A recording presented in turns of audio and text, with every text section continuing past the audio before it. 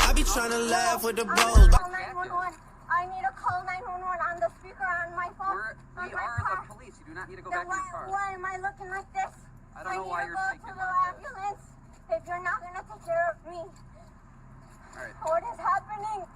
I be trying to laugh with the bros. I'm going to call You're the not going back to your ambulance. car. Call the ambulance.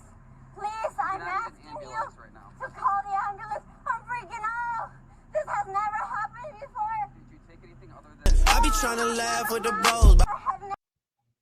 Politicians are just walking off thinking it's okay Tuesday and they want to go visit the Trump, they want to blame the Trump administration. We have Democrats blaming ICE. Bad doing fine. Show us that you're black again. He said, show us that you're black again. Show us that you're black again. Bro, I don't need it. Bro, I'm not in a zoo, man. Show us that you're black again. Me like I'm some kind My people are suffering. Black again. I'm scared for my little brother. My people are suffering and these people just walk off. That's been committed in these states? I think so. Yeah. So to get that correct, in a place like California and Minnesota, illegal migrants were getting Medicaid for completely free. Yes, there are billions of dollars of fraud that go out to criminal organizations. Foreign adversaries have specialized in committing different types of Medicare fraud. And what have you guys seen so far from a state like Minnesota where a politician could be imprisoned? This is a super important interview between me and Deputy Secretary Jim O'Neill, the HHS, which stands for Health and Human Services. They're one of the departments within the federal government that are hoping to crack down on this fraud, and they've even gone to expose it in locations like Minnesota and in California as well. In this video, we'll be speaking about the fraud that's been taking place specifically in areas like Minnesota, as money from the federal government has gone to the state and it has been defrauded from the American taxpayer. We'll be speaking about that and potential prosecutions that will be taking place within the fraudsters and the politicians who have been enabling this fraud to happen. And right now on my website at shirleydefense.com, we have released new hoodies. The department administers a lot of it, including Medicaid and child care, and has a responsibility for ensuring there's integrity. The status quo was just to trust that states would make sure that none of it was spent on fraud. Status quo is obviously not good enough. So we've been asserting all of our responsibilities and enforcing that states are really doing their jobs, and that's been escalating over the past few months, partly thanks to you. And so I go ahead and post this video, I go to the daycares, I show the locations, and then you guys freeze the funding. What made you guys have enough sufficient evidence that fraud was happening to the point where you guys decided to freeze childcare? So we're absolutely committed to funding all the deserving recipients that actually fit into the definition of the program and none of the fraud. What we did that week was we just asked for receipts. We said, states, when you're submitting us a bill, just give us a little proof, give us some evidence. That's all you had to do. For people that's saying, oh, the Somalis, they're receiving hate crime, defamation, this, that, and the third. Well, if you can put the allegations to rest by showing the receipts, then people won't point the finger. But you want to come in front of the broadcast, in front of the masses, talking about your checkbooks got stolen. I be trying to laugh with the bros. And the auditing, one of the daycare centers are saying, hey, you know, we don't have the paperwork anymore. Take a listen. I be trying to laugh with the bros. Unfortunately, we saw that there was important documentation, enrollment of the children, and also employee documentation that was gone. There were also checkbooks that were ripped from our check papers that were ripped from our book.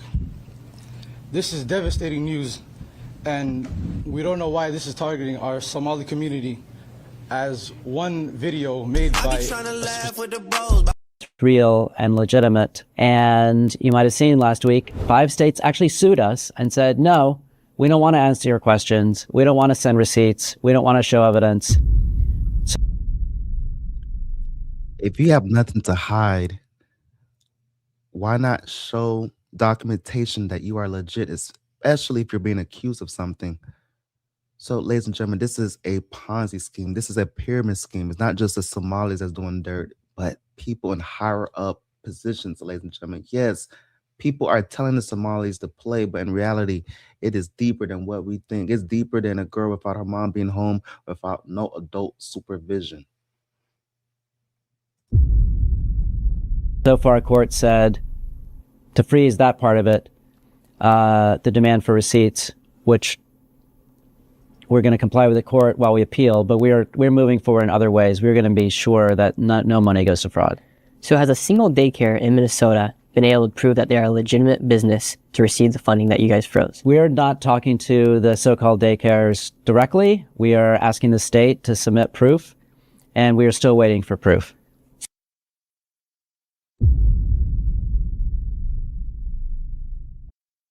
Difficult year for our state, and it ended on a particularly sour note. I be trying to laugh with the bros. Organized group of Ladies and gentlemen, Tim Watts, under his reign, Somalis was able to scam the taxpayers' dollar billions among billions of dollars. So, yes, the Somalis are getting accused of scamming, but it's more than what meets the eye, ladies and gentlemen. It's the government officials behind the scenes that's telling Somalis what to do. But in reality, people like Tim Watts was a part of the whole scheme. And the true victim is not the Somalis getting caught. The true victim is the taxpayer. Because when you go to your 9 to 5 and you're making an honest living, meanwhile, Somalis, these government officials, they're benefiting off the hard work of the American people's back, the sweat, the blood, actually doing what's right, actually filing your taxes. Meanwhile, Somalis are sitting back, capitalizing off the loopholes. Crazy work. criminals have sought to take advantage of this state's generosity. And even as we make progress in the fight against the fraudsters, we now So far, the state has not provided any proof of legitimacy for these daycares. Not only that, they're generally refusing to answer questions. So for one example, on the Medicaid side, Dr. Oz sent Governor Walz a letter at the beginning of December saying, please just send us a corrective action plan for how you're going to change your policies and stop fraud on Medicaid. The state waited to the last day of December and submitted a comical 5-page joke of a corrective action plan. And we wrote back and said, that's obviously not good enough. We need a real corrective action plan. They then asked for a hearing, which of course they'll get their hearing. They're really dragging their feet on reform on Medicaid. On childcare, it's broadly similar. In fact, the Biden HHS, believe it or not, put in regulations making it harder for states to enforce proof of like attendance records for childcare. We're repealing those regulations and demanding hard evidence from states on childcare. It's kind of strange that the governor, for instance, Tim Walz, and his government, essentially inside Minnesota, they will not even comply with the federal government when you guys are simply just asking, we just want to know where these funds are going. They couldn't come up with a single plan or anything for you guys. That's right.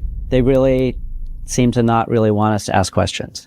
So I was in Minneapolis last week. I met with the Medicaid officials. Of course, they said all the right things. They said they care about fraud. Then I met with some whistleblowers, some legislators, some auditors, some former employees. The message I got there was very different. It was, the instructions in the state government are not to ask questions, not. I be trying to laugh with the bros. Yo, imagine scamming and telling the masses, don't ask any questions. Like, crazy work. And once again, I believe that the true victim is the taxpayer, because these Somalis, when they get deported, is that really punishment if you keep it a beam? Because they're coming from a third world country. They scam, they benefited, they capitalize off the hardworking back of the taxpayer American citizen dollar. If they get deported, where's the consequence? I think they should get penalized in the United States under the judicial system. Even though it's fraud, I still think that is better than being deported. Now, I understand they're freezing their bank accounts, and I also understand they try to flee without being persecuted. With that being said, the true victim is the American taxpayer. Imagine going to your 9 to 5, doing what's right. Meanwhile, you don't even know what's going on, but you're hearing on the news that Somalis and government officials are scamming tax people's dollars off of the healthcare system, off of autism, people that actually need help. They're taking bread away from their pockets. Crazy work. Let me know in the comments, do you think they should get deported or receive just due in the United States? To really do site visits, especially not surprise site visits. State literally decided not to go knock on these doors. Luckily, you did. Yeah, because what I did That also is very alarming. How is a YouTuber such as Nick Shirley, with maybe 1 or 2 security at his side, able to go to building, scam after scam, exposing what's going on in Minnesota, but these news broadcasters, they don't have all the equipment, they don't have the resources to do what a YouTuber did? Was the news broadcast in it too? Because, ladies and gentlemen, they was embezzling money through the airport. So TSA, who paid off TSA to stay quiet? Bro, I can't even push a extra carrier. They're going through every single thing. You can't have an open container, nothing that's perishable. You can't bring nothing on the airport. Y'all know how strict the airport is. How was y'all able to transfer millions and millions among billions of dollars through TSA from Atlanta to Saudi Arabia? Stop the cap. But a YouTuber was able to expose all this fraud, but these news broadcasters, what are they doing? I be trying to laugh with the bros. Crazy work. videos, I did not know what to expect. I had David the man with me in that video. He said, Nick, I've never seen a single child at any of these daycares. And so what I did is So these Somalis are scamming and never seen a child in none of these daycares. went and knocked on the daycares to see what was happening. For instance, there was one called Mako Childcare. They had received over $1 million. And so I went and tried to open the door to go talk to whoever was in the reception. It was closed. Windows were blacked out. Doorbell didn't work. And above. These Somalis scamming so much, they got the daycare looking like a trap house.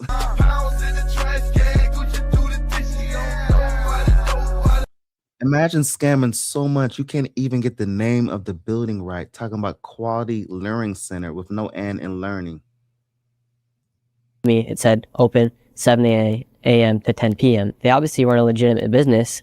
And so it's been interesting to see the backlash from people and now to see that Tim Walz and his government will not even comply. Group of political actors seeking to take advantage of a crisis. I don't want to mince words here. Donald Trump... Shut your bitch ass up! Government. We're going to insist. We are doing investigations. We are doing prosecutions. We are ramping up the pressure. We are exploring every bit of legal authority that we have to ensure that there's no fraud in Minnesota and other states. In some cases, we have to give the state notice, and then we can crack down. We're doing that. We're giving the notice. We're sending the proper letters. We have more reforms that we'll be announcing in the next week. But it's really our responsibility as stewards of taxpayer money to do the work that the state is refusing to do. And how come it had gotten to the point where... So the state, obviously, ladies and gentlemen, is in on this Ponzi scheme. So much so that Tim Walz resigned from office. Crazy work. And online want to make our state a... I be trying to laugh with the bros. Wasn't that much oversight as to where the money was getting spent, because from my understanding is you guys give the money to the state and then they then spend the money. Yes. Distribute the money. How come there wasn't much oversight in a place like Minnesota? So that's a great question. How come all the money was dispersed in Minnesota and nobody was monitoring if the money was being used correctly? I think there's the status quo assumption was state officials are elected or appointed by their own taxpayers. A lot of these programs are state programs. States are supposed to be in charge of that. And the federal government is supposed to have a little bit of program integrity, but it's really been considered a state responsibility. And really that's kind of the way the American system has worked. Like, one of the strengths of our social capital in America is high trust, transparency, open books, data available to the public, processes that everyone can see and follow, rules that are clear to everyone. That's broken down from time to time in American history. We've had like political machines in big cities, often involving like a unassimilated immigrant group that gets kind of co-opted by a political party or a faction of a political party, and ends up with a whole complicated but stable system of like public money being steered into fraud and voting blocks like cooperating with the fraud and voting for certain politicians. And it really looks like we have exactly that situation in Minnesota. It's been obviously going on for a few years. It's been going on for a long time. I had originally went to Minnesota in June to make a video about the demographic shift within the Somali population, how Christian churches were turning into mosque, and people started telling me about the fraud. I even had people set up for me to interview, and when it came down to do the interview, they all backed out because they were too afraid to talk about the fraud. And so when 89% of the fraud that has been charged and you have been found guilty in Minnesota have been by Somalians, the Minnesotans were afraid to speak out against the fraud. And I think that's kind of why it was able to happen for so long, because we saw what happened. Tim Waltz started calling me a white supremacist on live TV for talking about the fraud. But at the end of the day, they've already begun trying to withhold funds that were meant to help families afford child care, and they have no intention of stopping. Imagine getting bullied out of your position by a YouTuber. I be trying to laugh with the bros. What I'm trying to understand as well, Tim Waltz, if you're going to commit scam, how did you allow a YouTuber to expose your Ponzi scheme? I be trying to laugh with the bros. Like, these Somalis didn't even know what was going on. They talking about transportation. What? The only thing that we know is money laundering. It's scamming. That's all we know. All we know is to answer the phone when the white man calls. I be trying to laugh with the bros. You didn't inform the Somalis what's going on, just in case somebody comes to your place of business, aka your scam house, your trap house / scam house. You didn't inform the Somalis. Yo, if they come up talking about what is the name of this establishment, tell them this, tell them that. They never heard of transportation, anything. All they know is when the phone rings to answer the phone call, because that's the money call. I be trying to laugh with the bros. That's the scam call. So that's on Tim Waltz. You have to cross your T's and dot your I's. I be trying to laugh with the bros. Make no mistake, we should be concerned about fraud in our state government. We cannot effectively deliver programs and services. Shut your bitch ass up! do you think that the politicians were able to then use, for instance, the Somalians in this case, to then create all the fraud and to be scared to call it out for what it is? Yeah, I do. It seems like people have built whole careers, whole lifestyles around a completely fake part of the economy. Their whole way of life would crumble if people ask questions. So people are living off the taxpayer dollars. Does that not make you upset? People are living off the taxpayer dollar. Their whole lifestyle is off the back of somebody's hard work. That's some crazy work, ladies and gentlemen. They wake up and they go to sleep off the benefit of the United States citizen back. One thing that's striking about your videos, it's not just that you knocked on the door and they didn't have a lot of kids in their so-called daycare. It's also how angry and hostile they were. They really did not, want to answer any questions. And do you feel like the federal why would you answer questions if you're committing scams? federal government had taken fraud serious to the point before I uploaded that video? Or do you think, how come you think from my video there's such a big ripple effect across the nation? We were starting to focus on Minnesota on the Medicaid side in November. But you definitely showed that Minnesota was a particularly bad area on childcare as well as Medicaid. So you made a big difference. So essentially you guys give that fund to the states and then you just have trust in the states that they're going to distribute that money. Well, the classic model that the U.S. government's operated on in general is like pay and chase. Like when the state asks for money, you just send it and maybe you investigate later if there's accusations. But it's hard to claw money back. The minute we send it to Minnesota, Minnesota sends it to these largely fake grantees. It's probably overseas within a few days. That's going to be impossible to get back. So while it's good that we're doing investigations and prosecutions and like holding everyone accountable we can. The bigger savings are going to come from just not sending money out the door in the first place until we're sure that the states have a handle on the situation, are not corrupted, and are sending it to real people who actually deserve it. Yeah, it sounds like you guys are doing something very common, with a lot of common sense to say, we want the proof, but now these states are suing you guys. You have states, right. Is it California, New York, Illinois, Minnesota, and Colorado? That's right. Are all suing you guys. Yeah, all 5 of those states sued us. All we were asking for was a little bit of evidence. We were still sending out the money after they sent the evidence, but all we did was say, send us evidence, then we'll send you the money. And Absolutely. Why would somebody send money without proper documentation?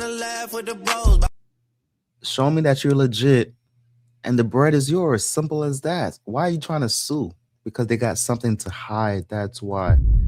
Ladies and gentlemen, it's bigger than the Somalis. It's bigger than Minnesota. Multiple states are refusing to show the paperwork. instead of sending the evidence, either they didn't have it or they didn't want to share it or it was fake or whatever. They sued us instead. They sued us basically. Yo, so they got something to hide, and in return, they're suing them. I be trying to laugh with the bros. How dare you ask any questions? Let us scam in peace. That's some crazy work. So these states are trying to scam and trying to be held accountable. They're suing back. Senators are saying, hey, you know, we don't have the paperwork anymore. Take a listen. Unfortunately, we saw that there was important documentation, enrollment of the children, and also employee documentation that was gone. There were also checkbooks that were ripped from our check papers that were ripped from our book. Don't even ask questions. It's none of your business. Just give us the money.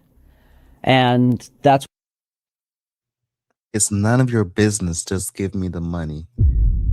No, you can't make that up. So they're asking for a documentation. The response is, it's none of your business. Just give us the money.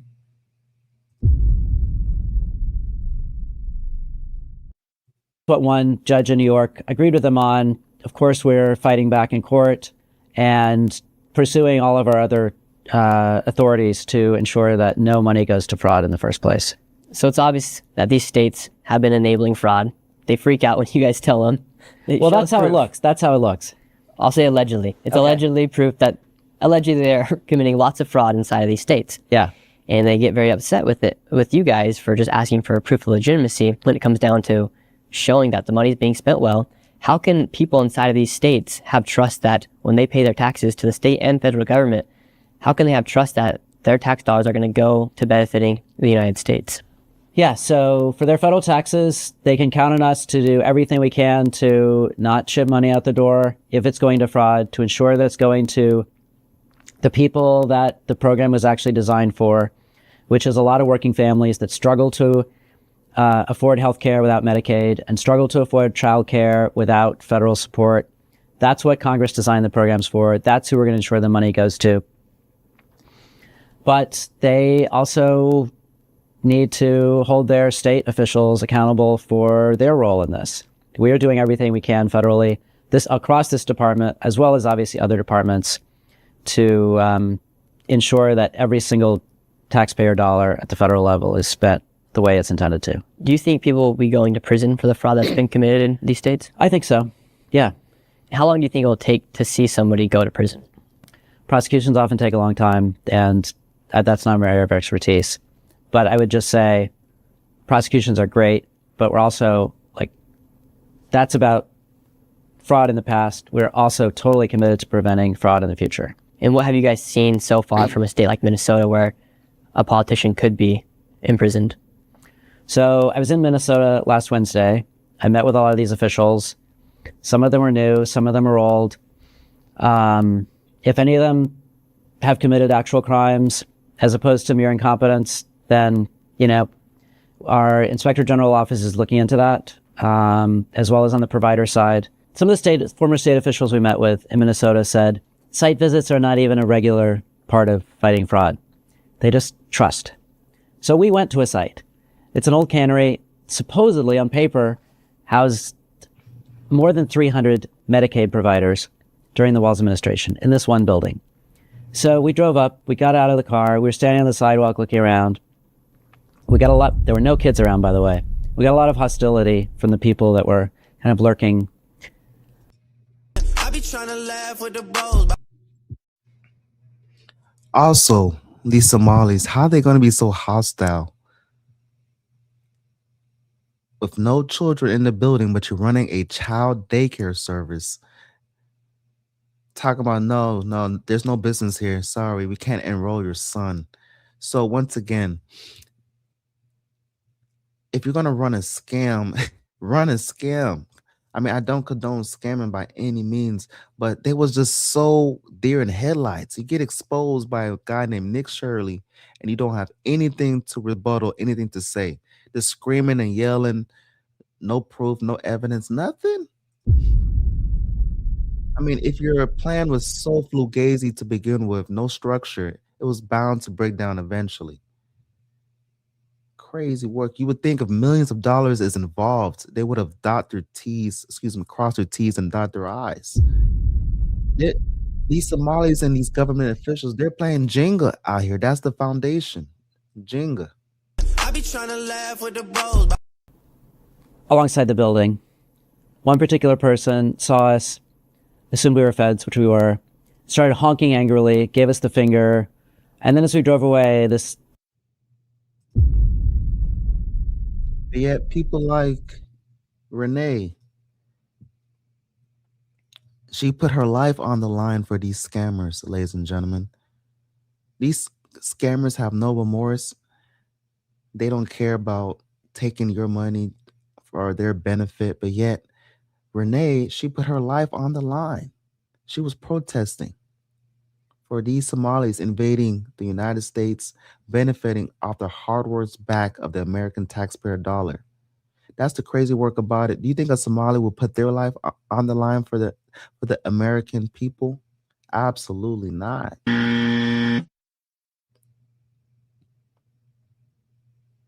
Crazy work.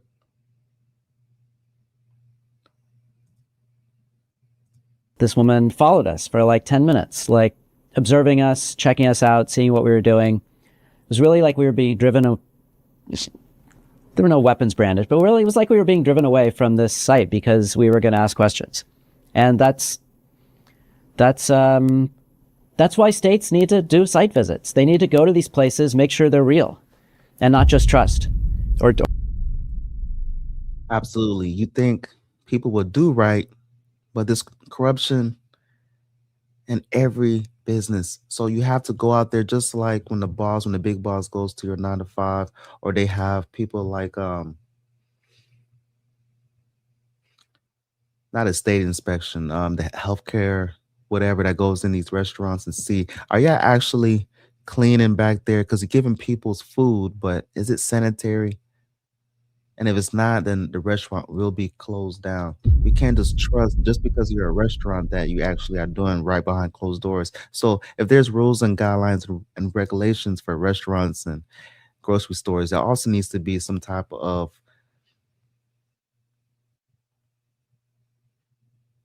inspection with the government, because how has this been going on since the 80s? They've been going on these vacations, not in office, benefiting off the taxpayers' dollars. So you go to work, that should make you very upset. You go to work, you pay your taxes. You think your money is going somewhere where it needs to go, such as fixing these roads, increasing these books in the educational school system, because, people write in the textbooks and it's damaged. Your money is actually going somewhere that it needs to go, but it's going in the Somali pockets and these government official pockets. Talking about, we never heard of transportation service. We ride the car for a personal car, but it's supposed to be used for business. Or turn a blind eye. Yeah, because what I did, I kind of caught him red-handed because I just showed up. Yes, location that's right. On a normal weekday. Yes. And there was nobody inside any of the buildings. I found a building with over 14 Medicare providers. And what would be the point? You found one with 300 in the past. Yeah. What would be the point of a building having 14 essentially the same Medicare providers or healthcare providers. Well, medical office buildings are a thing. In theory, you could have a building that has multiple providers in it, but the size of the building has to be big enough to hold, all those things. So, ladies and gentlemen, these Somalis had 14 healthcare under one roof, 14 separate offices of healthcare, and it was all scamming. So every single business was receiving funds from the government under one roof, and it wasn't regulated. How is millions of dollars going unaccounted for, not being regulated? Because the government, because people higher up was giving the okay. So if the higher ups are giving the okay, of course they're not going to get caught. And somebody like Nick Shirley exposes a YouTuber. Protect Nick Shirley, man, at all costs. He's exposing the fraud at what's going on in our country, and it's a damn shame that the news broadcasters, they have more resources, way better camera work, and they didn't do the investigation. And that's their job, is to give out the news and expose. But they let a YouTuber in Minnesota. Crazy word. Obviously, what we both found, especially you, was it doesn't even make logical sense that many providers would be in a building of that size. Plus the hostility. It was a trap house. If you read something on paper, it seems a little odd that many companies would be in one building. Well, just go visit. Go find them. Which is what you did. Yeah. So with the state doing these visits? No, usually not. So they're just cutting the check. Even as a matter of policy, the former officials told me, we don't really do site visits, especially not surprise site visits. So that's absolutely trash. Ladies and gentlemen, imagine if you went to your 9-to-5 and your manager was never on the floor. Y'all know how carefree, do you know how much nonsense would be going on in the workplace? If your manager never showed up and they just put trust in you that employees would clock in, clock out, not steal at the workplace, not do who knows what behind closed doors with the cameras not getting that certain angle. There's a reason why the manager has actually, the employees in some workplace, they could run wherever they're at, but just because regulation has to be taking place, the manager shows up. A true boss will be there to make sure that everything's going smoothly. It doesn't necessarily have to be the coworkers messing up, just to see what is the flow of this business that I'm putting my time, my trust into. But these government officials are just getting bread and see that there's no regulation. So yeah, if there's no eyes, no extra set of eyes, then there's going to be corruption. So it just goes, there has to be some type of structure in every level. Otherwise, there will be corruption. And these government officials that you would think would have our best interests are in the Ponzi scheme, and they want to put the Somalis on the front line to take the heat of the blame. But in reality, it's way deeper than the Somalis. You think these Somalis, they can't even get the name on the building spelled correctly. They can't come up with this idea of scamming. They're talking about quality learning center with no N in learning. Oh, yeah, they were just cutting the check. And these checks aren't just $1 million there, $10 million, millions of dollars. How deep do you think the fraud is in a state like Minnesota? Every week that goes by, it looks deeper and bigger, and like a bigger part of the Minnesota budget, a bigger part of the Minnesota economy, frankly. Who knows how deep it'll go? I think we've just seen the tip of the iceberg so far. And going back to the point of the states suing you guys, yeah, what plan are they implementing on their own to not let fraud happen? Well, they're all paying lip service to fighting fraud, but they're also minimizing, especially those 5 states, they're minimizing how bad it probably is. And the fact that they don't want to show receipts or evidence or invoices suggests that they're hiding something. Otherwise, why would they sue? That's how I would take the fact that they sued. It seems like they've just been enabling the fraud to happen for years and years. And they've attacked, they're using children and they're using immigrants as like political pawns to receive these millions of dollars. They're having adult daycares. They're even using autistic children to receive funding. They're using adult daycares.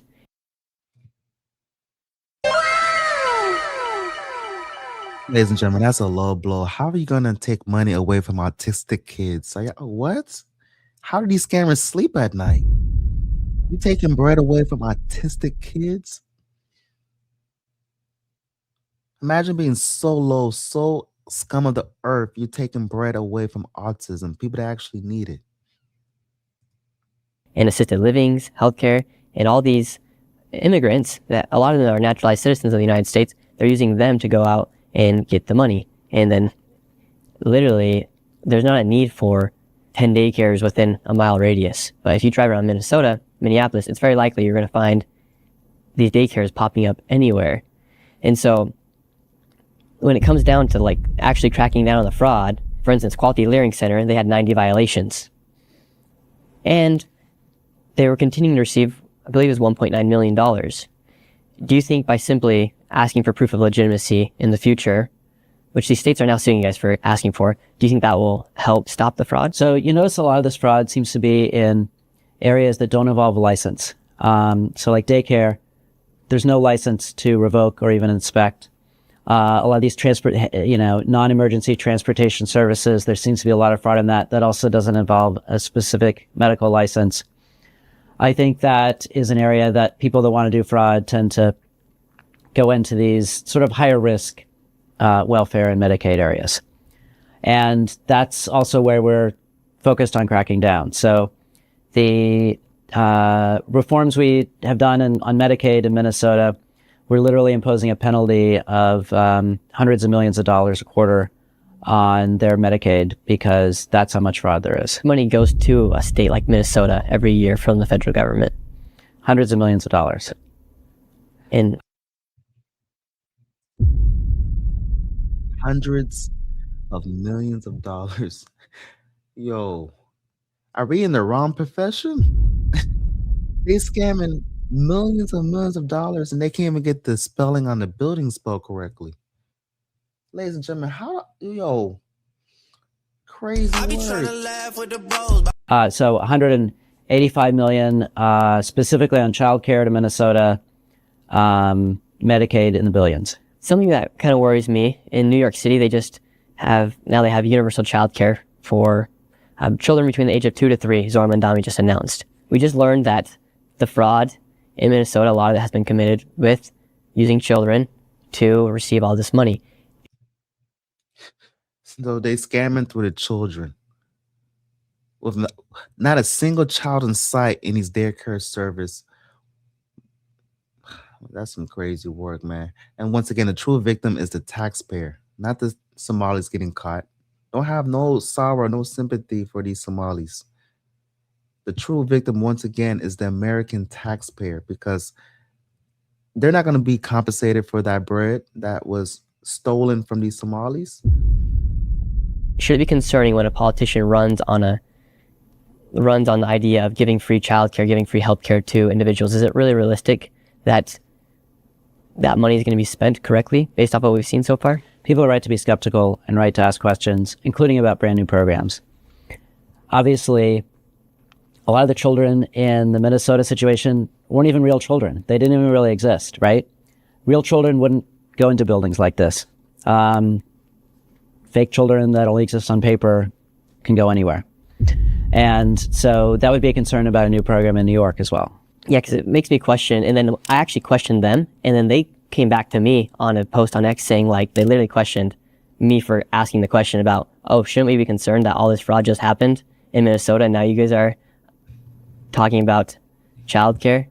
And the Governor Hochul, her team, came back at me and tweeted at me for questioning and being concerned about millions of dollars and billions of dollars, actually, for childcare inside of New York City, inside of New York, for instance. It's always interesting when people don't want you to ask questions. What are they hiding? What are they afraid of? What are they hiding that they know about? What are they hiding that they suspect and don't want to know about? That's always a fair response when people ask you to, turn off the camera, stop asking questions, go somewhere else. A lot of people have wondered, if I want to open a daycare, how hard would it be for me to open up a daycare? Or how easy was it to open up a daycare before people knew about the fraud? It should be hard, frankly. Daycares are entrusted with children who are very vulnerable. It should be hard to open up a daycare. It should require a lot of organization and talent and honesty and like transparent contracts and qualified people. It should be hard. And how hard would it be for someone to open up a daycare in a place like Minnesota? Well, it's obviously very, very easy because we've seen that even fake daycares can open up there. There's obviously not a lot of diligence going into vetting whether they're real or whether they're good. If there's no diligence, if there's no way to prove that they're real, how can we prove that they're good? One of these daycares had been closed down and then it got reopened the next day underneath a new name. Right. That's something that site visits would probably catch. And if you're just trusting paperwork without verifying, then that kind of fraud is easy to do. Yeah, because it really is unbelievable to think that somebody can receive millions of dollars and then there's absolutely no oversight. There's no surprise visits. Some of these daycares had BMWs outside, Range Rovers outside, and we know that they were spending money on luxurious vacations, honeymoons, and yet if you question it, you're the bad person. You're the villain. That's right. If the state required attendance records from these daycares, it might be easy to see if the kids are real. And in fact, the Biden administration limited their ability to ask for attendance records more than once a year. That's a really bad pro-fraud policy that we're getting rid of. Attendance records are some kind of evidence that the kids are real and that they're actually coming and they're only going to this daycare and not sort of being spread around among 10 different daycares in order to get 10 times the money from the taxpayers. And you bring up the Biden administration. Was it easy to commit fraud underneath them? Yes, it was. It does not seem to have been a focus, and a lot of the regulations they put in place were really making it harder for states to fight fraud. What were they doing to combat fraud or to enable fraud to happen? They were limiting the ability of states for both childcare and Medicaid to demand records from providers. So even states that wanted to fight fraud, which some do, had a harder time because of the Biden HHS rules. Why would an administration do that to people who are paying taxes? Why would they make it easy for somebody to commit fraud? Like, why was the person before you accepting those sort of policies? Well, in some cases, imposing these policies, actually creating these regulations, going through the Administrative Procedures Act to make them part of the law. I couldn't speculate on her motives, but it makes no sense to me. And are you guys looking into the people before you guys who enabled this to happen? Like, do you feel like now, like Trump's been in office for a year. Have you been here for a year now? I started in June. Started in June? Yeah. Do you feel like now you're kind of having to go back on the work of what other people did in the past to try and de-web or get rid of all the knots that they created? Yeah. In general, we're trying to reduce regulation and make sure government is not standing in the way of innovation or transparency. And sometimes that means undoing stuff that the previous administration did. I know you got some smart individuals here that know a lot about the fraud, and people are so interested in the fraud because it is so deep and so large. So we want to bring on one of your guys here to kind of explain more about the fraud happening. Let's do it. Thanks for coming on. We won't disclose your name because it turns out talking about fraud is very dangerous. I've learned firsthand. You've seen a lot of the fraud happening specifically with Medicaid and what happened with Biden, what they were doing. In what ways was the Biden administration failing to combat fraud?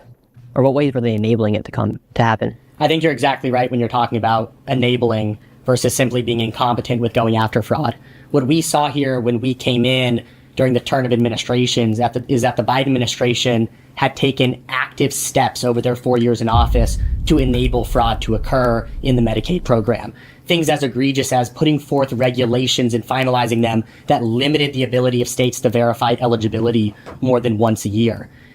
When we came into office, congressional Republicans in the administration worked to repeal that rule, saving over $100 billion over the next 10 years. The Biden administration undertook, and knowingly, in terms of what the consequences would be, major actions to limit states' abilities to cut back on waste, fraud, and abuse in the program. It is unconscionable, some of the policies that they were pursuing.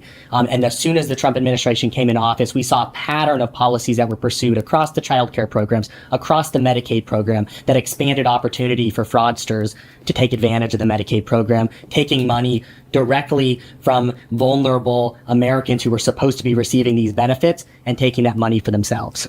So what ways were they enabling the fraud? So limiting the ability of states to verify eligibility, completely disregarding signals of fraud, such as significant increases in certain spending categories, and also encouraging states to undertake expansions of the Medicaid program into service categories that are traditionally things that you would not associate with the Medicaid program, or things that most Americans would not label as critical services for the most vulnerable Americans. And so you see what happened in Minnesota, the categories of services where we're seeing the highest rates of fraud, the things you saw out on the streets, such as non-emergency medical transport, autism services where people with a high school education are being reimbursed as if they're medical providers.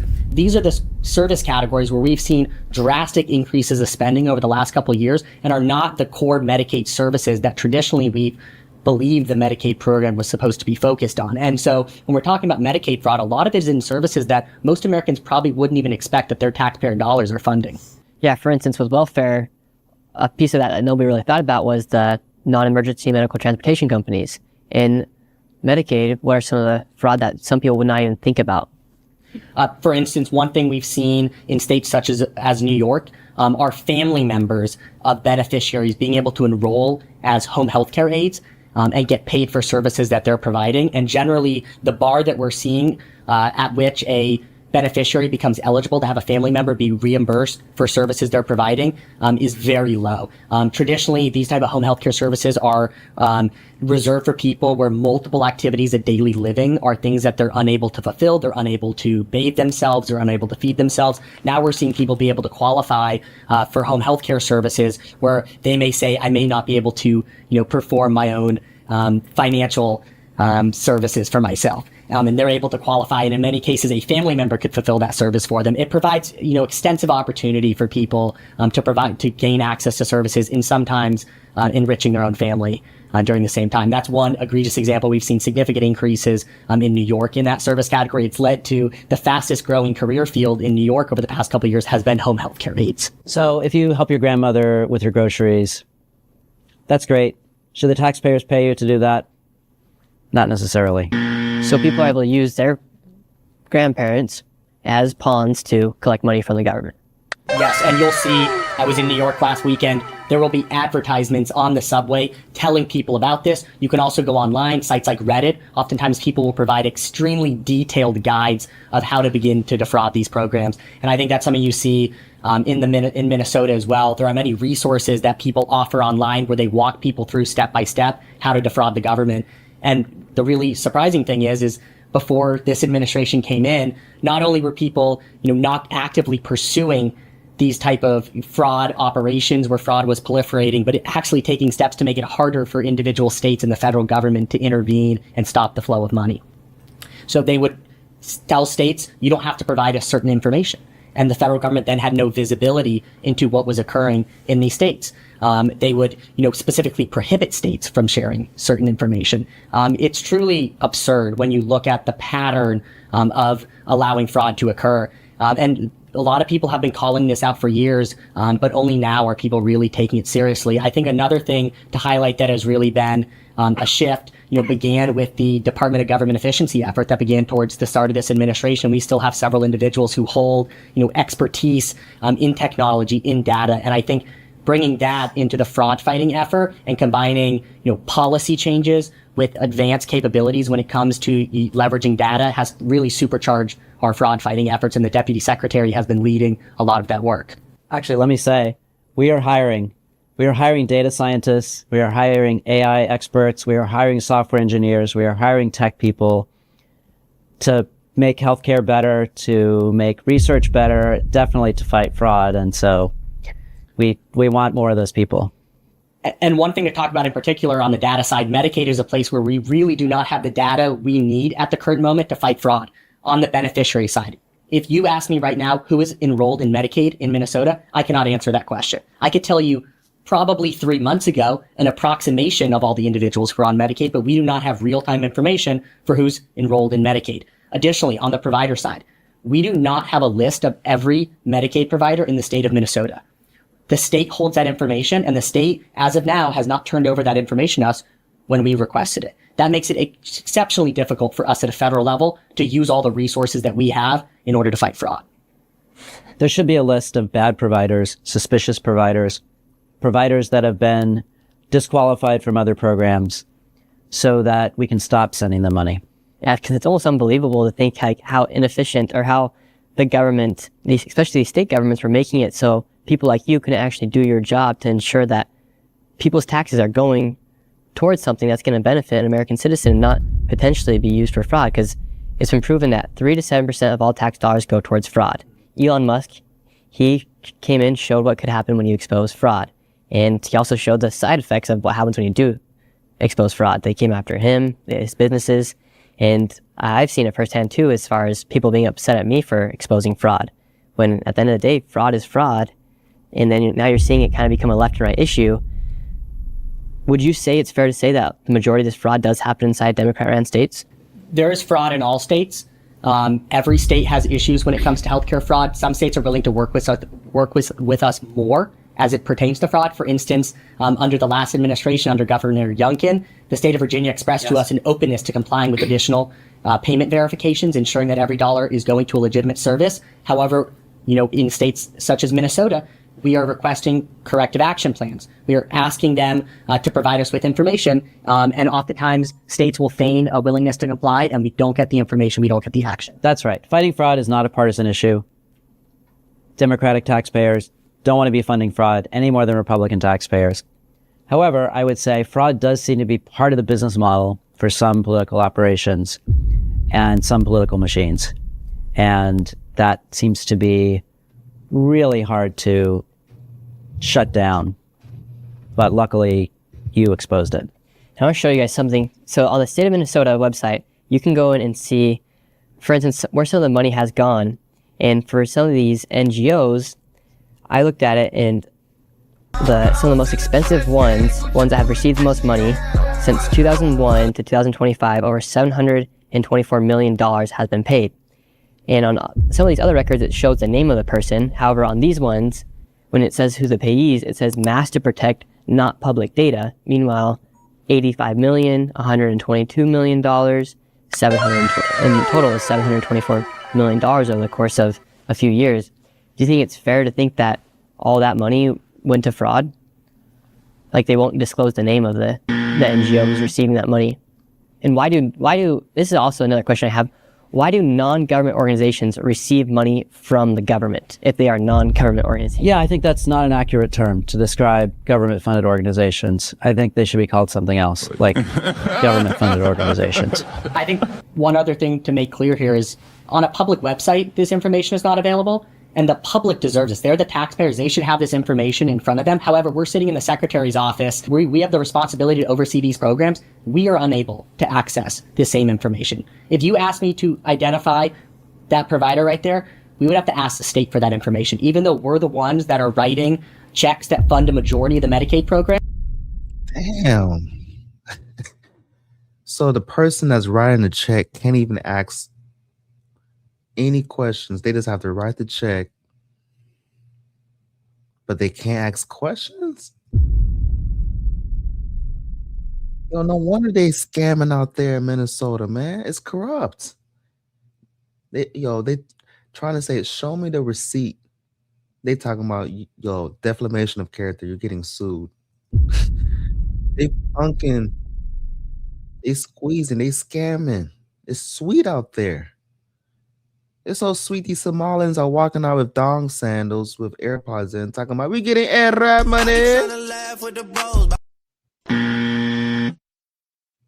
In many cases, almost all of the Medicaid program among certain populations, we do not have access to that information. When we ask for that information, oftentimes states refuse to provide it to us. Yo, imagine somebody feeding you, and the person that's feeding you says, can you show me the receipt that you're legit? And they say no. This shows that either they're committing fraud or they have something to hide. And when an NGO, literally a non-government organization, is receiving hundreds of millions of dollars, I think people deserve to know where that money goes. And so... Absolutely. Ladies and gentlemen, where I reside at, I can't even walk my dog without people knowing where I'm going. You mean to tell me that millions of dollars can go unaccounted for, getting transferred through TSA in these airports? Nobody sees millions of dollars going through these airports. Stop the cap. Who paid TSA to stay quiet? At my place of work, I can barely use a restroom without saying, yo, where's AC at? Where's AC? I'm like, damn, can I use the restroom? Damn. But yet millions of dollars, millions and millions and millions, all those millions can go through the airport and nobody said nothing. So when me and David went and did this video on the fraud, we had the CCAP funding. The way that we got those numbers was because somebody from inside the Capitol finally gave David those numbers after literally months and years of asking for it. And so people were surprised to see that. It was funny because the people inside Minnesota called me everything but a liar because the numbers were true about the CCAP funding that was taking. Absolutely. Women lie, men lie, numbers can't lie. And that's all the Somalis have to do. If they want to put the allegations to rest, show the documentation. Everybody would stop pointing fingers. It's not a hate crime. It's not against Muslims. Yo, they're trying to move the goalposts talking about people are attacking Muslims. First of all, Allah did not tell you to scam. Allah did not tell you to misspell learning on the building, talking about quality learning center with no N. Allah did not tell you to steal from autism. That's some crazy work. You have these Somalis pulling up to Nick Shirley saying that it's a hate crime against Muslims. Stop the cap. You're scamming and you're gaslighting. If you want the allegations to be put to rest, show the documentation, show the paperwork. That's it. All that rah-rah, all that pulling up, smoke and mirrors. And what's crazy work, this Somali pulled up to Nick Shirley and he was reading Nick Shirley YouTube comments talking about, oh, people, they're talking about Muslims. If you want Muslims to get out of Minnesota, then change the Constitution. If you don't get your scamming ass thong open toe looking now. Place. But what I'm getting to is Americans, we all work so hard and most people are paying anywhere from 30 to 50% of their tax dollars of their dollars back in the hands of the government, and then the government can't show us that transparency. And it seems like you guys are doing your part, especially right now, but it seems like the states in these places like Minnesota, for instance, literally do not want people to know where their money's going. Yeah, if you're a private business serving private customers who are paying with their own money, maybe the world doesn't need to know all your business. But if you are demanding taxpayer money, then you have a responsibility to be pretty transparent about who you are, who works for you, what you're doing, the name of your organization, how it's funded, and what it does. That's not hard. That's not a hard request. If millions of dollars, if the taxpayer is funding you, we need to know what's going on and exactly when, where, how, all the valuables, AI, all the vowels in this bit. I be trying to laugh with the bros. I'm about to sing the nursery song, A-E-I-O-U, and sometimes why, and sometimes why. I need to know everything, what's going on, where my tax money is going. Don't we have that right, ladies and gentlemen, for the United States resident, for the people that live in the U.S., don't you have that right to know where your tax money is going? Absolutely. One thing as it comes to, taxpayers deserving to know where this money is going, I believe Minnesotans and American taxpayers would be shocked at the sheer scale of a lot of the spending that we're talking about. We talk often about the 14 high-risk categories that were identified by the state of Minnesota as being at the highest risk of fraud. Most of these are not the core Medicaid services that you would think a large amount of Medicaid money goes towards. These are things like non-emergency medical transport, autism services, adult daycare services, previously included the housing stabilization services. These are not your typical emergency room, inpatient hospital services. Just of those 14 services that are at incredibly high risk of fraud, It amounted in last year to $515 million a quarter only in federal spend. That does not include the additional state money that is contributed on top of that. We are talking about billions of dollars a year in federal money flowing to the highest risk categories for fraud in this.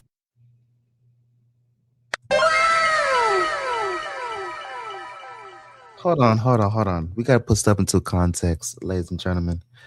As you know it, we're in the second month of the year. Rent was just around the corner. This is what, the 4th of February? People still haven't paid their rent. They have up until the 5th or maybe to the 7th. And even then, they have to pay the late fees. It's hard out here for a pimp when you're trying to make the money for the rent. You see the guy like bills, money spent will have a whole lot of jumping shit.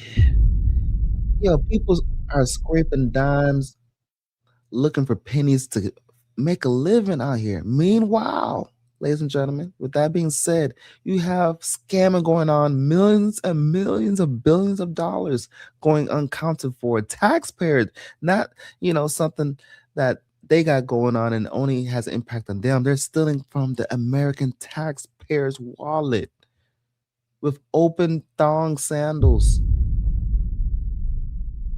In the wintertime, they so comfortable. They scamming so much. They're wearing open thongs. It's snowing. It's not sweet in Minnesota. It's cold. It's cold in Minnesota. They scamming so much. They're immune to the cold. They got so much millions. They don't care about the cold. Crazy work. State of Minnesota. And these are not the services that if I gave you the pen and said, write out what you think Medicaid should cover, these would not be the services that you would identify. And so I think people would be shocked when we start talking about the numbers as it pertains to healthcare and Medicaid fraud. We're talking about billions with a B. And I believe it is far more than people would anticipate it is. Housing stabilization probably sounds like a stretch for Medicaid, right? We did work with Minnesota and shut that down in October. But that's just one of these high-risk areas, and there's a lot more work to do. That is a lot of money. Billions of dollars. It just seems like how do Americans gain trust inside of the government? Like, what active steps are being taken for people to be able to feel that trust? I think the thing at this point that people will trust is transparency, open books, public records that they can look at, names of organizations, names of providers, very clear public accounting of where the money goes. And they're not going to trust any particular individual or official to say, trust me. They're going to want to see it. Mm-hmm. Yeah, because at this point, people are kind of losing it. They're like, well, who do we trust? There's fraud on Democrats, there's fraud on Republicans. What's going on? And I want to move on to the topic of like NGOs and nonprofits here inside the United States. What's the purpose of an NGO? Well, the stated purpose of a lot of nonprofit organizations varies. Some claim to work in foreign policy. Some claim to provide services. As you pointed out, NGO is not really a very accurate name if they're getting any kind of government funding. How do they justify being a non-government organization? Meanwhile, they receive money from the government. Well, it's a misleading name that they use, and we shouldn't use it. Do you think the name NGO will ever be abolished?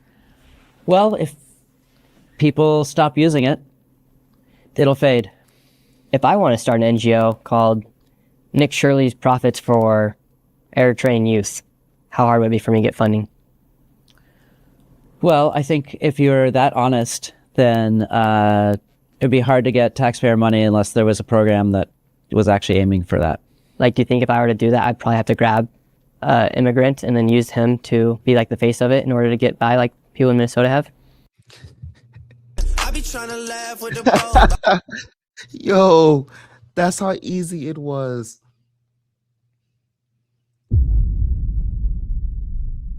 This Nick Shirley exposing the fraud. That's crazy work. Yeah, that might work in certain states.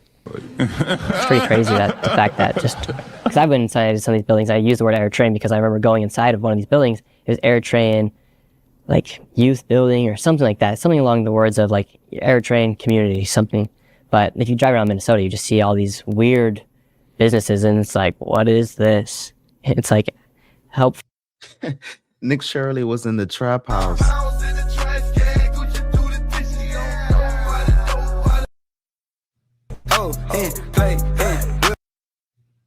Yo, Nick Shirley went to the crazy house to expose the scam.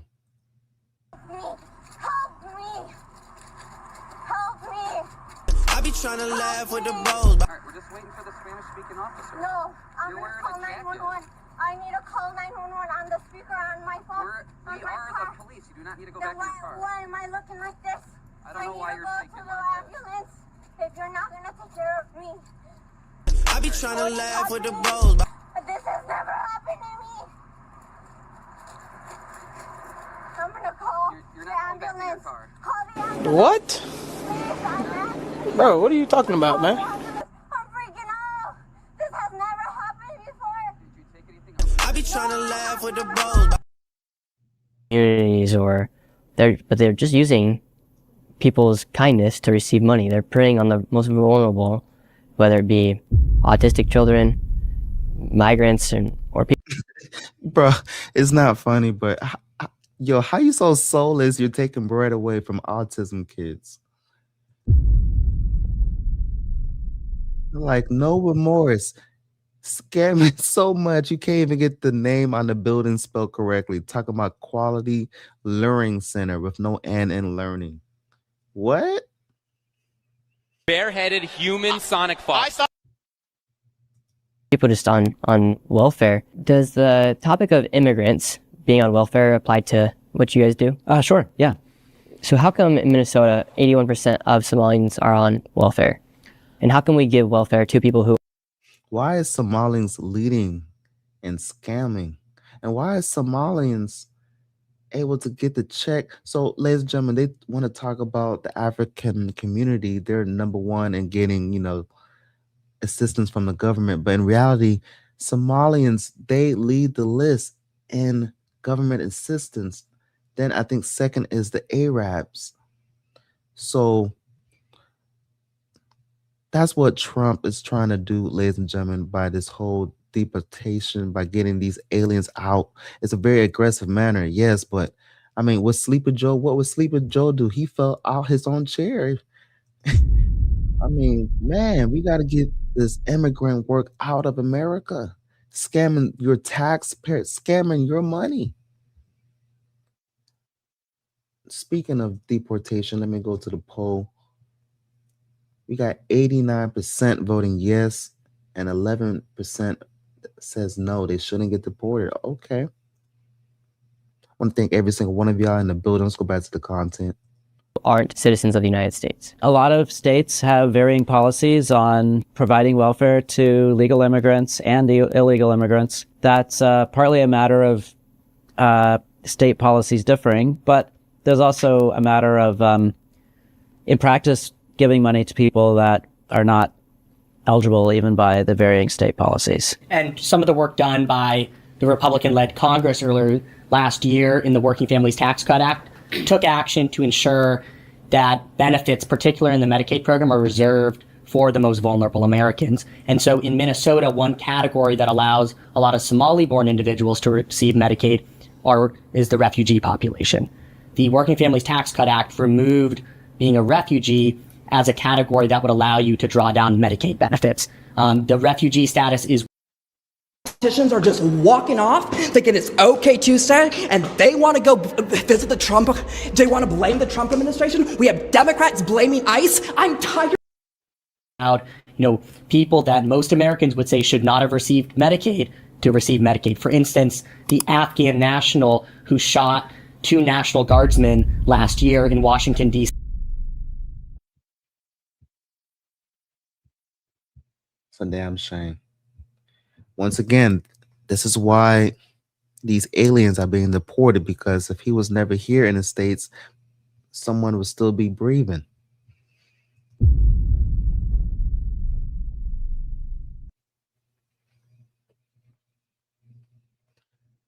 Crazy work, man. People are risking their lives for immigrants. Can you imagine? Do you think these immigrants are going to put their life on the line for an American? Absolutely not. But only in America do we defend immigrants. Now, are there good Immigrants, of course, this country was built off immigrants. Of course, I'm not naive. I'm talking about there's rules and regulations. There's a proper way to get the paperwork to be official. If you're official, there's no problem. Get your visa, get the proper paperwork. You're good. Yeah, come in the land of milk and honey, modern day Babylon, the land of opportunity. Absolutely, but do it the correct way. He received Medicaid benefits because he was a refugee. And so the Republican Congress, working with the administration, took action. Like to have just no regulation, just anybody just come here committing crimes is absolutely taboo. We cannot allow that. And what's your game plan to get the aliens out of America? Has to be done. Once again, when Sleepy Joe was in office, what was he doing? He was stumbling over stairs. I be trying to laugh with the bros. The reptilian in his brain fell asleep. I don't know what was going on with Sleepy Joe. So once again, do it the right way, get the proper documentation, and then there's no issue. But it has to be some type of guidelines, some type of rules to be set to have your feet on U.S. soil. Can't just be walking around here not being accounted for. What? Can we do that anywhere else? As a matter of fact, in other countries, it's more strict. Like, yo, hold on. Who are you? You are not from here. Hold on.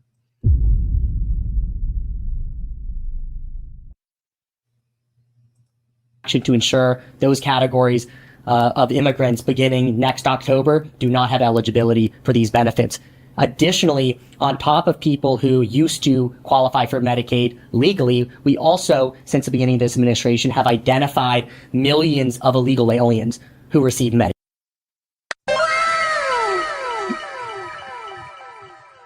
Ladies and gentlemen, millions of illegal aliens receiving Medicaid? How is that even possible? Who's giving them this bread? Who's signing up these and these same illegals somehow get their votes counted for when it comes time to the election? How are you an alien able to have a voice when it comes to who's the president? I be trying to laugh with the bros. How does that even work?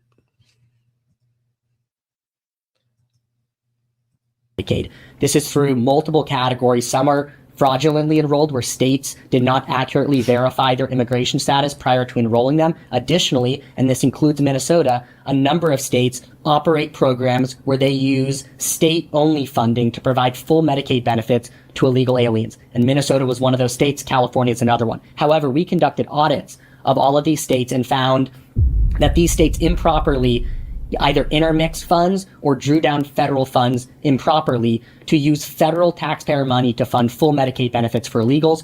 And we have recently penalized the state of Minnesota for that money. California had previously been penalized by over $1 billion for using federal taxpayer money to provide benefits for illegal aliens. This is particularly a concern of the administration because, in our view, when healthcare benefits using either state-only money or using a mix of state and federal money are provided to illegal aliens, it provides an incentive for additional illegal immigration. So to get that correct, in a place like California and Minnesota, illegal migrants were getting Medicaid for completely free. Yes, Minnesota and a number of other states openly and actively solicited adult illegal aliens to gain access to their Medicaid programs. And we also showed that they improperly drew down federal money to subsidize these programs. American taxpayers are very generous. They can't afford to buy health care for everyone on Earth. And it's a bad incentive to say to everyone on Earth, if you just cross this border, you get free health care. People legit go bankrupt trying to pay off their medical bills. Meanwhile, illegals are coming here and they're getting it for free.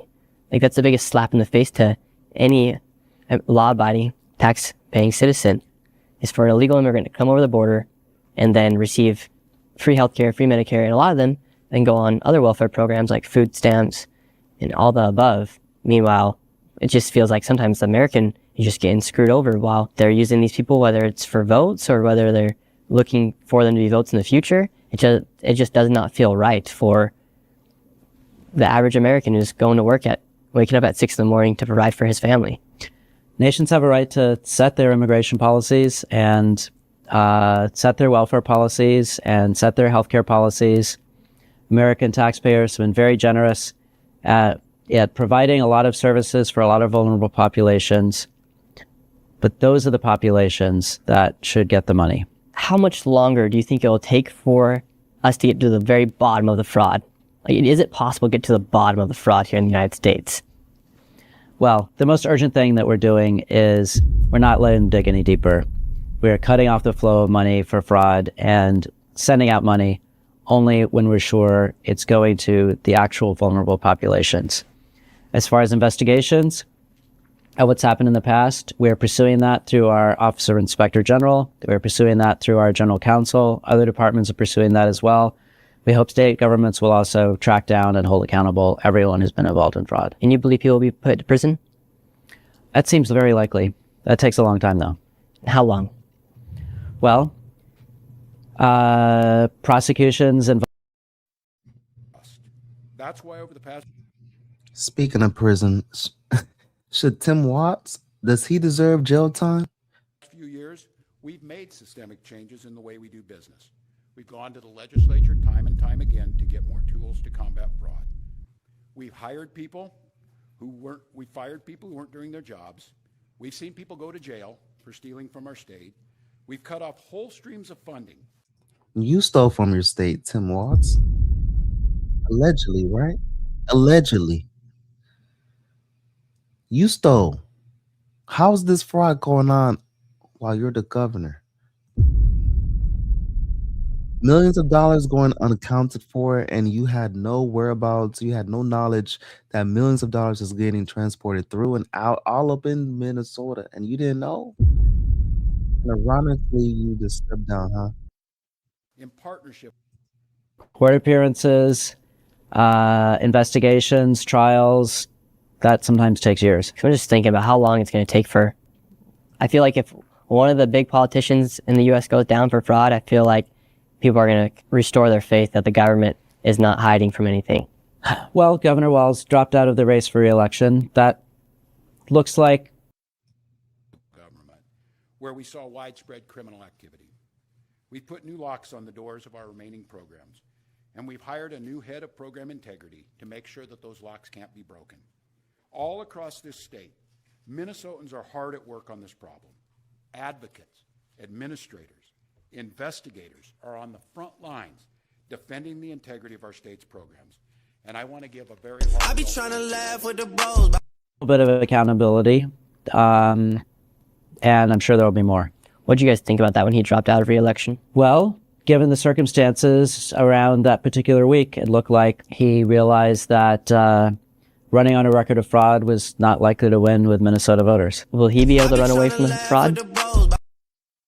There is more to do. A single taxpayer dollar wasted on fraud should be intolerable.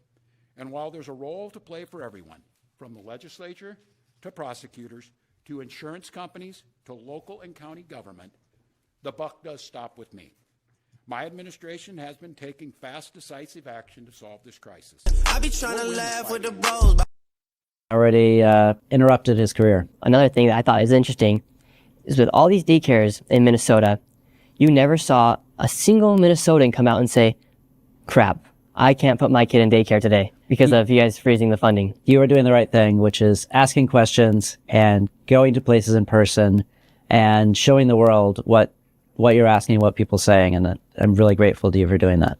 Because if I was a mother, and if I was a daycare owner, and I need to provide food for my kids at the daycare, I'd submit that payment pretty quick. Now, I brought someone else on. You know a lot about Medicare.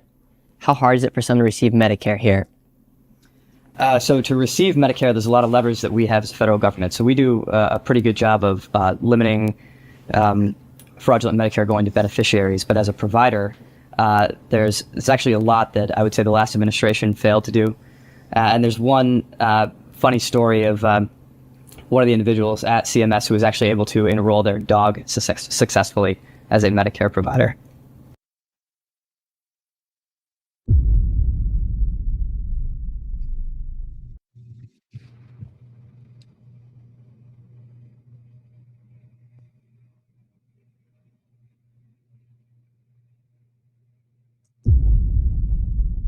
Ladies and gentlemen, this scamming is so bad they was able to enroll a dog as a Medicare provider. That's how much they're scamming in Minnesota. So, okay, they can't get the spelling on the building right. Talking about quality learning center with no N in learning. They're putting scams on a transportation service, but in reality, when they show up in person, it's complete opposite than what's displayed on paper. When Nick Shirley goes up under the state treasurer to these place of business, it's a mailbox. He's pulling up to a mailbox, but they're receiving millions of dollars. Now they're scamming through dogs. Hold on, we got to replay that. Submit that payment pretty quick. Now I brought someone else on. You know a lot about Medicare.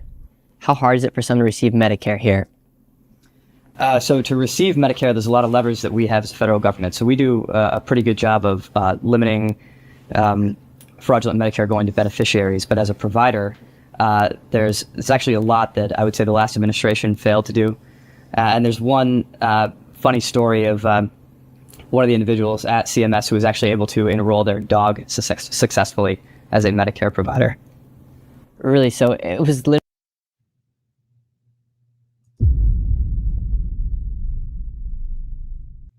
that easy to the point where someone could enroll their dog to receive money from the government? Yeah, and I think clearly it's not a secret to criminals who are trying to defraud the U.S. government that it's pretty easy to do so.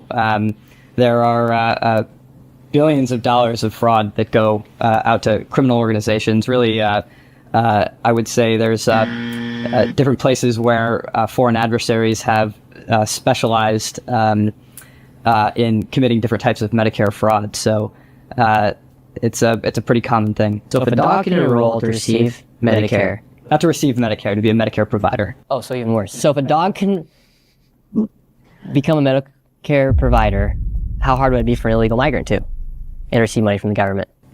That's a great question. I think our CMS team is making it a lot harder for Medicare and Medicaid to commit fraud. But it used to be really easy.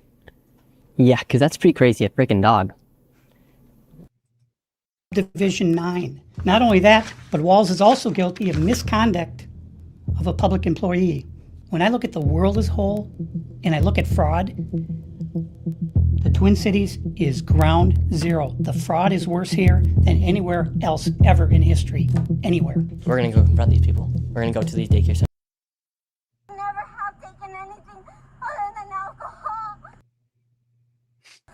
Need help me! Help me! I be trying to laugh with the bros. Help me! Alright, we're just waiting for the Spanish-speaking officer. No, I'm You're gonna call wearing a 911. I need to call 911 on the speaker on my phone. We are the police. You do not need to go back to your car. Why am I looking like this? I don't know why you're to shaking the like ambulance. I be trying to laugh with the bros. What is happening? This has never happened to me. I'm gonna call. I be trying to laugh with the bros. Please, I'm asking you to call the ambulance. I'm freaking out. This has never happened before. My people are suffering. I'm scared for my little brother. My people are suffering, and these people just walk off. We haven't got. Let me get the band on fire. Infamous, show us that you're black again. Show us that you're black again. Show us that you're black again. Bro, I don't need it. Bro, I'm not in a zoo, man. Why would they do that? Show us that you're black again. Be like I'm some kind of zoo animal, man. He doesn't care. Show us that you're black again. How many more people are gonna freaking die? How many more people are gonna go homeless? And how many more people are gonna be trafficked in our freaking system?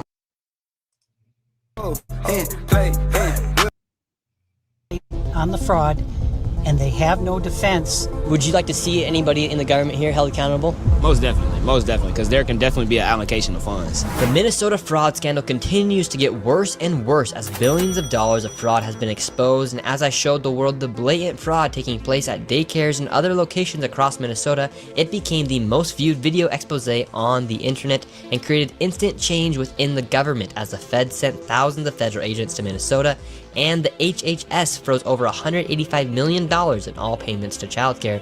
And while politicians like Tim Walz call people like me white supremacists and far-right delusional conspiracy theorists for exposing the fraud, meanwhile, he actually dropped out of running for re-election. The Minnesota fraud scandal has erupted the nation as protests and riots took place, all starting because daycares like Quality Learning Center were exposed. However, the daycares is only a small portion of the fraud taking place in Minnesota. In this video, I will take you into what has continued to allow this fraud to happen and connect all of the dots for you, exposing all of the fraud from strange connections of the business owners and the politicians who have openly admitted to the fraud on live TV. And to dive deep into the fraud, I met back up with the local David, who has been investigating this widespread fraud scandal for years. Because, you know, when I drive around the cities here, I see these Somalis driving, and mostly it's like a Plymouth Caravan or whatever, and there's never, ever, ever been a passenger. And in 7 years, I've never seen a passenger in any of these vehicles. I've followed some of them. They're going to Costco.